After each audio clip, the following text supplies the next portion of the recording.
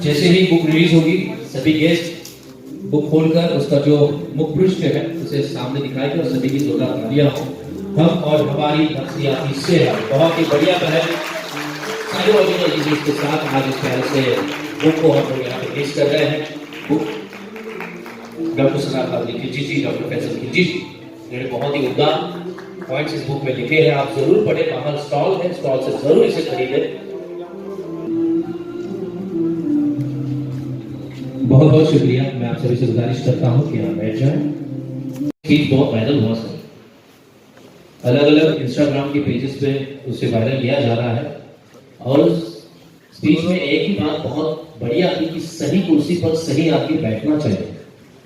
जो स्पोर्ट से रिलेटेड है, जो आर्ट से रिलेटेड है और उसी फील्ड से रिलेटेड आदमी सरकारी कुर्सी पे बिल्कुल बैठना चाहिए। हाल ही में बहुत ही वायरल हुआ सके ये स्पीच और अपनी सजग आवाज वहां पर है। मैं आपसे गुजारिश करता हूं कि आपके अल्फाज और आपके जज्बात यहाँ पर बयां करें। जोरदार ताली से। अस्सलाम वालेकुम व रहमतुल्लाहि व बरकातहू। स्टेज पर मौजूद जनाब, अस्सलाम वालेकुम। दरअसल ये पहला इत्तेफाक हो रहा है कि किसी डॉक्टर की तरफ से लिखी गई किताब पे कुछ कहा जाए, वरना सियासी बातें स्टेज पे कहने का थोड़ा ज़्यादा तजुर्बा है। बहरहाल मैं मुबारकबाद देना चाहूँगा डॉक्टर फैसल साहब को और बहन डॉक्टर सना खिलजी साहिबा को कि जिन्होंने वक्त की ज़रूरत को महसूस करते हुए किताब लिखी। दरअसल डॉक्टर साहब से ताल्लुक़ काफ़ी पुराना है। जर्नलिज्म में रहते हुए जब फील्ड पे रिपोर्टिंग किया करते थे तो डॉक्टर साहब से अक्सर व बेशतर किसी भी इशू के ऊपर बात करने का मौका मिलता था। मुझे अच्छे तरीके से याद है कि जब मैं कोविड के दौरान फील्ड पे रिपोर्टिंग कर रहा था, तकरीबन इस शहर ही नहीं बल्कि पूरे हिंदुस्तान और पूरी दुनिया के लोग घरों में कैद थे। ऐसे मौके पर अगर किसी चीज़ की सबसे ज़्यादा ज़रूरत महसूस होती थी तो वो काउंसलिंग की होती थी, साइकोलॉजी के लिए जो है तो सपोर्ट की होती थी।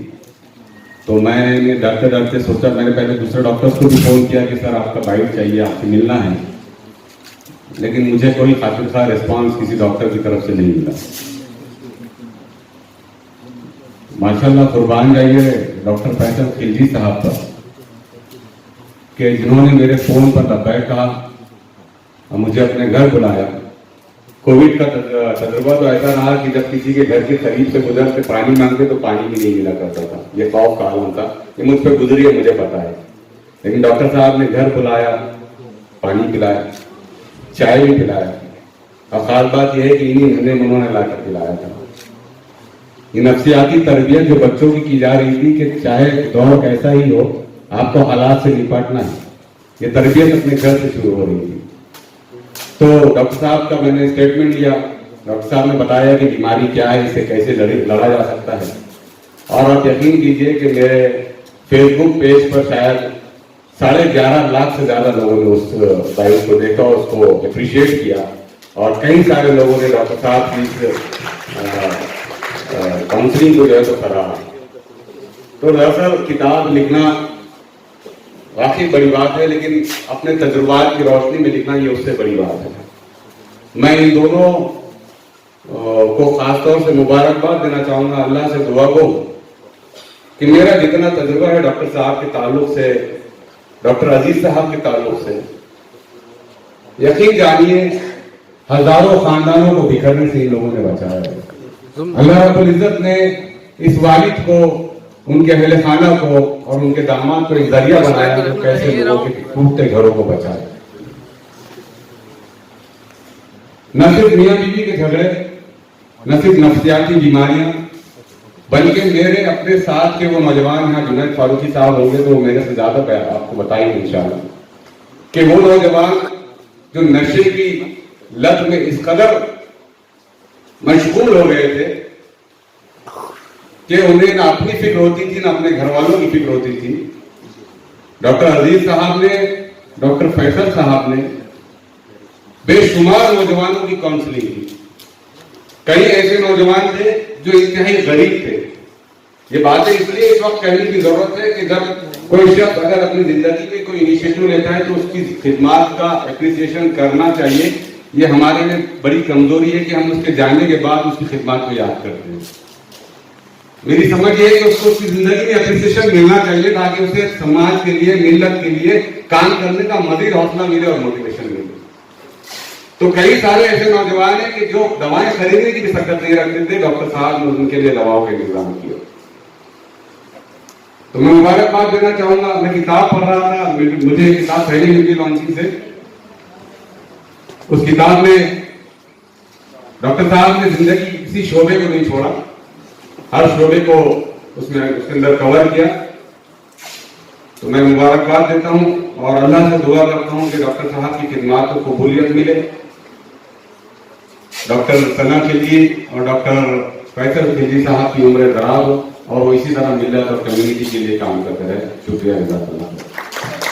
कि आप इससे है कि इस पुलिस के मौके पर कोई यहाँ मौजूद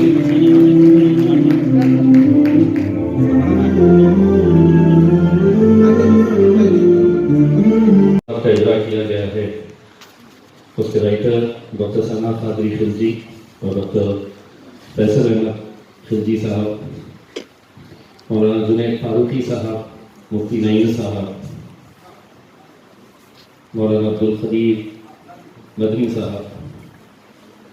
मैं सबसे पहले तो डॉक्टर कादरी साहब से माजरत इस बात के लिए चाहता हूँ कि सैटरडे और संडे किसी भी पॉलिटिकल शख्स के लिए बहुत बिजी शेड्यूल होता है और इसीलिए मैंने, आपने जब मुझसे ये कहा था कि ये इनॉग्रेशन के लिए आना है, मैंने उसके लिए रजामंदी तो की थी, लेकिन ये भी दरख्वास्त किया था कि मैं ज़्यादा वक्त माजरत के साथ मैं दे नहीं पाऊँगा करके। मैं डॉक्टर कादरी साहब, उनकी फैमिली को कई सालों से जानता हूँ। शायद उस वक्त से जब मैंने और सैयद रिजवानुल्लाह साहब ने हमने अपने लोकमत का सफ़र शुरू किया था, आज से तकरीबन 30 साल पहले, और उस वक्त से डॉक्टर कादरी साहब के कामों से हम पूरी तरह से वाकिफ हैं। यकीनन ये किताब जो लिखी गई है और जिनके राइटर्स हैं उनको डॉक्टर कादरी साहब के जो एक्सपीरियंसेस है, क्योंकि वो जो हॉस्पिटल चलाते हैं उसमें कैसे अलग अलग तरह के पेशेंट्स आते हैं और कैसा वो हैंडल करते हैं, तो यकीनन इस किताब में उन तमाम एक्सपीरियंसेस को देखते हुए ये किताब शायद की गई है। नफ्सियाती सेहत, यहाँ हम लोग जितने भी लोग मौजूद हैं इस हॉल के अंदर, हम लोग अल्लाह का लाख लाख शुक्र अदा करना चाहिए कि हम लोग आज जिंदा है, क्योंकि कोरोना के पीरियड में हम सब ने देखा है मौत को बहुत करीब से। ऐसे हालात के अंदर जब लोग अपनी जान ले रहे थे तो साइकोलॉजिकली उनके घर वालों के ऊपर, हर इंसान के ऊपर कैसा असर हो रहा था, ये शायद अगर आप सोचे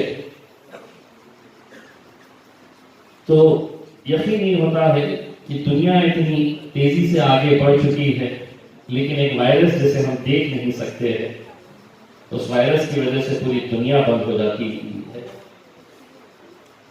कहीं ना कहीं इसके जरिए अल्लाह रब्बुल इज्जत ने एक पैगाम भी भेजा है कि तुम कितनी भी तरक्की कर लो, फाइनल बटन मेरे हाथ में ही है। मैं ही ये बता सकता हूँ तुम्हारी तरक्की साइंस में, टेक्नोलॉजी के अंदर, मेडिकल साइंस में, इंजीनियरिंग में, स्पेस में कितनी भी कर लो, लेकिन मैं तुमको आखिर में ये दिखा सकता हूँ कि एक वायरस जैसे कोई दुनिया देख नहीं सकती है, उससे पूरी दुनिया में बंद करवा सकता है। हमने आज, मैं जब भी उन 2 सालों के बारे में सोचता हूँ तो ऐसे ऐसे वाकयात मेरे सामने भी आते हैं। मैंने एक नौजवान लड़के को महज इसलिए अपनी जान देते हुए देखा कि उसके वालिद, उसके वालिदा दोनों भी कोरोना से इंतकाल कर गए थे। और वो जब लड़के को हल्का सा बुखार आया तो उसने अपने जहन में ये ले लिया कि जैसा मेरे माँ बाप चले गए हैं, अब मेरा भी वक्त आ गया।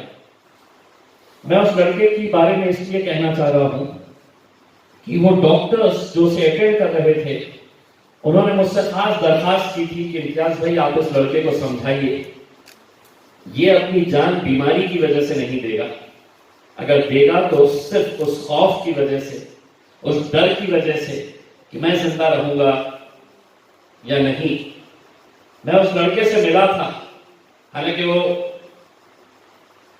माइल्ड कोरोना पॉजिटिव था, और उसे मैं बहुत हिम्मत देने की कोशिश करता रहा कि कुछ नहीं होगा तुझे, देख मैं भी पॉजिटिव था, मैं भी बाहर निकला मैं हिम्मत देता रहा। लेकिन वो लड़के के जहन के अंदर एक ऐसी बात हो गई थी कि कोरोना हुआ है तो मौत पक्की है, मरना पक्का है। और आखिरकार एक दिन खबर आई कि वो लड़के की जान चली गई। अब कहीं ना कहीं वो डॉक्टर्स भी मानते थे, और मैं भी जब उस लड़के से मिला था तो सिर्फ उसके अंदर एक हैबत थी, एक साइकोलॉजिकल प्रेशर था उसके अंदर कि मैं जिंदा रह पाऊंगा या नहीं रह पाऊंगा। आज हम बहुत सारे ऐसे सिचुएशंस को हम फेस कर रहे हैं कि जहां पर एक नौजवान तबका, जिसे हर रोज डॉक्टर खादरी साहब अपने हॉस्पिटल के अंदर, उनके बेटे अपने हॉस्पिटल के अंदर देखते हैं, महसूस करते हैं कि हमारा जो नौजवान तबका है वो क्या वजह है कि नशे की तरफ इतना तेजी से बढ़ रहा है, क्या उन्हें सुकून मिल रहा है उस नशे के अंदर। क्या वजह है कि कुछ साल पहले तक कभी हमने इस बीमारी को अपने शहर के अंदर सुना नहीं था, लेकिन आज एक बहुत बड़ा गढ़ भी हमारा शहर बन चुका है नशे के ताल्लुक से। कहां ऐसी गलती हो रही है हमारे बड़ों से, हमारे नौजवानों से? क्या वजह है कि आज हमारे अस्पतालों के अंदर ऐसे कितने सारे नौजवान, और मैं अगर गलत नहीं होगा डॉक्टर साहब इसका खुलासा कर सकेंगे कि सिर्फ नौजवान लड़कों के बारे में अब मैं बात नहीं कर रहा हूं, बड़े अफसोस के साथ और बड़ी जिम्मेदारी के साथ ये कहना पड़ रहा है कि कई ऐसी बच्चियां भी हैं जो आज नशे का शिकार हो रही है। तो क्या वजह है कि हमारी नस्ल, नौजवान नस्ल जो है वो इस नशे के पीछे भाग रही है? नशे से उन्हें क्या मिल रहा है? मैं तो एक मुहिम यहां पर छेड़ा हुआ हूं। मैं पुलिस कमिश्नर से बार बार ये बात कहता हूं कि अगर हमने पिछले 2-3 साल के अंदर हमारे शहर के अंदर जितने क्राइम के बड़े वाकयात हुए हैं, जितने मर्डर्स हुए हैं, अगर हम उसको एनालाइज करेंगे तो आपको एक बात समझ में आएगी, या तो मारने वाला नशे में था, या मरने वाला नशे में था, या दोनों नशे के अंदर थे। आप सोचिए हिलाल कॉलोनी के उस केस के बारे में जहां पर वो एक नशेखोर इंसान ने जब एक लड़के का मर्डर किया, तो उस मर्डर करने के बाद उसने उसके जिस्म के पीछे के हिस्से को, जिस तरह से गोश्त काटते हैं वैसे गोश्त के टुकड़े उसने काटा, कुछ कागज, कुछ पत्ते जमा किया, लकड़ी के अंदर उस गोश्त को डाला, और जैसा कबाब को भूनते हैं वैसा कबाब को भूना। मैंने बेगमपुरे के पीआई ने मुझसे ये बात कही और उसने कहा कि मेरी तकरीबन 28 साल की सर्विस है, मैंने इतना भयानक केस मेरे 28 साल के करियर के अंदर देखा नहीं। चिकनखाने के अंदर जब मर्डर हुआ, 2 मोटरसाइकिल के ऊपर जाने वाले नशे को आपस में लड़ लेते हैं, गाड़ी रोकता है, छुरा निकालता है और दूसरे के अंदर छुरा ठोक देता है, तो सिर्फ मर्डर नहीं करता है, मर्डर करने के बाद उसकी आंखें निकालता है, और आंखें निकाल के गोटी जिस तरह से खेलते हैं, हम गोटियां जिस तरह से खेलते हैं वैसा वो खेल खेलता है। ये वाकयात मैंने पार्लियामेंट के अंदर खड़े रहकर मैंने ये बयान किए कि अगर इसके ऊपर अगर हम रोक नहीं लगा सके। तो आज नशा करने के बाद वो किस हालात के अंदर है, किसका मर्डर कर रहा है, उसे कुछ समझ में नहीं आता है। जेलर ने कई मर्तबा कहा, ये साहब ऐसे कई सारे लड़के जब जेल में आते हैं वो हमको ये बताते हैं कि मुझे उस वक्त पता ही नहीं चला था मैं क्या कर रहा हूं। उसे इस बात का इल्म ही नहीं कि मैंने किसी का मर्डर किया और मर्डर करने के बाद ऐसे उसके साथ ऐसे भयानक तरीके से उसके साथ मैंने खेल खेला। तो आज ये हम सब की जिम्मेदारी है, कहीं ना कहीं हम किस बात का शिकार हो रहे हैं। हमें बैठना पड़ेगा, हमें समझना पड़ेगा। यकीनन ये किताब मेरे काम की भी है, मैं भी इसे पढ़ूंगा और कोशिश करूंगा कि इसके अंदर से हम क्या निकाल सकते हैं कि जो हम एक पैगाम दे सकते हैं नौजवानों को। यकीनन आज हम जिस दौर से हम गुजर रहे हैं, बहुत सारे वालिदैन यहाँ पर हैं। आज हर घर में हर बच्चे के पास एक स्मार्टफोन है। अगर हम स्मार्टफोन नहीं दे तो बच्चा नाराज, और अगर हम स्मार्टफोन दे देते हैं तो उसके हाथ में हम सारी दुनिया उस छोटे से मोबाइल के अंदर दे दे रहे हैं। और फिर उसमें वो क्या देख सकता है, क्या नहीं देख सकता है, ये किसी के हाथ में कोई कंट्रोल नहीं रहा है। चाहे वो 10 साल का बच्चा हो, 12 साल का बच्चा हो, 14 साल का हो। कहीं ना कहीं इन बातों को बहुत संजीदगी से सोचने की जरूरत है। आज कई ऐसे वाकयात मैं अपने ऑफिस के अंदर, कई ऐसे केसेस मैं अपने ऑफिस के अंदर हैंडल करता हूं जहां पर हमारे माशरे की, हमारी घरों की बच्चियां, अच्छे अच्छे घरों की बच्चियां कैसा गैरकाम के लड़कों के साथ भाग रही है। हर हफ्ते में कम से कम 2-2, 3-3 केसेस ऐसे आते हैं। क्या वजह है, क्यों ऐसा हो रहा है? कहीं ना कहीं हमें इन बातों के ऊपर गौर करने की जरूरत है। और यकीनन इसके लिए सबसे अच्छा जरिया अगर कोई है तो मैं समझता हूं मौलाना नसीम मिफ्ताही साहब जब जुमे का खुतबा देते हैं तो उस खुतबे के साथ इन बातों के ऊपर हमें चर्चा करने की बहुत ज्यादा जरूरत है। बहुत ज्यादा कि आज हकीकत में क्या हो रहा है, वो हकीकत हमको बताने की, हमको समझाने की बहुत ज्यादा जरूरत है। मेरे ताल्लुक से ये कहा गया है कि मेरा एक वीडियो बहुत वायरल हो रहा है। कोई ना कोई तो चाहिए पार्लियामेंट के अंदर सच्चाई बोलने वाला, कोई ना कोई तो चाहिए पार्लियामेंट के अंदर खड़े रह के सच बयानी करने वाला। और मुझे खुशी और फख्र इस बात का है, ये अल्हम्दुलिल्लाह ये आप लोगों की दुआएं थी, ये आप लोगों की मेहनत थी कि जिसकी वजह से आज मैं पार्लियामेंट के अंदर देखता हूं 2 टर्म का एमपी है, 3 टर्म का एमपी है। अगर किसी से पूछ ले कि ये कौन है, किस स्टेट से आता है, किस पार्टी से आता है, कोई जवाब नहीं देंगे। लेकिन 550 एमपी से पूछ ले कि ये बंदा कौन है तो कहेंगे कि औरंगाबाद से आने वाला MP, member of parliament Aurangabad से। आज कहीं ना कहीं सच को छुपाया जा रहा है, सच को दबाया जा रहा है, सच को कुचला जा रहा है। इसीलिए ये बहुत जरूरी हो जाता है कि हम सच भी कहे। मुझे डॉक्टर साहब ने ये किताब भेजी थी, लेकिन डॉक्टर साहब मैं इसका एतराफ़ करता हूँ कि मैं अभी तक इसे पढ़ नहीं सका हूँ। लेकिन इंशाल्लाह जब भी ऐसी किताबें मिलती है, दिल्ली का सफ़र 2 घंटे का होता है, तो मैं ये किताबें फ्लाइट में लेके जाता हूँ और जितना हो सकता है, क्योंकि वही एक वक्त मिलता है कि यहाँ पर हम अपने नॉलेज के अंदर इजाफा कर पाते हैं। वरना यहाँ पे तो हमें नानफलियों की दावत और उद्घाटनों के अंदर ही बिजी रखा जाता है।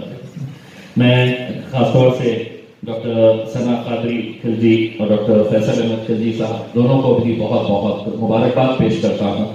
और डॉक्टर साहब कादरी साहब से ये इल्तिजा करना चाहूँगा कि आप हमारे नौजवानों के बीच में आइए, जितने ज़्यादा लेक्चर्स हो सके, जितने ज़्यादा आप केसेस को हाईलाइट कर सकते हैं वो करिएगा। क्योंकि ये जहर जो है, ये अगर आप समझ रहे होंगे कि आपके घर से बहुत दूर है, तो मैं आपको बताना चाहूँगा उसमें बहुत अच्छे अच्छे घरों के लोगों को मैंने मिला हूँ, देखा हूँ। कहीं ऐसा ना हो जाए कि हम गफलत में रहे और पता चला कि ये जहर हमारे घर तक भी पहुंच गया है, तब बहुत देर हो जाएगी। इसीलिए अभी से जितनी हो सकते है उतनी एहतियात बरतिए। बहुत बहुत शुक्रिया अपने दोनों का।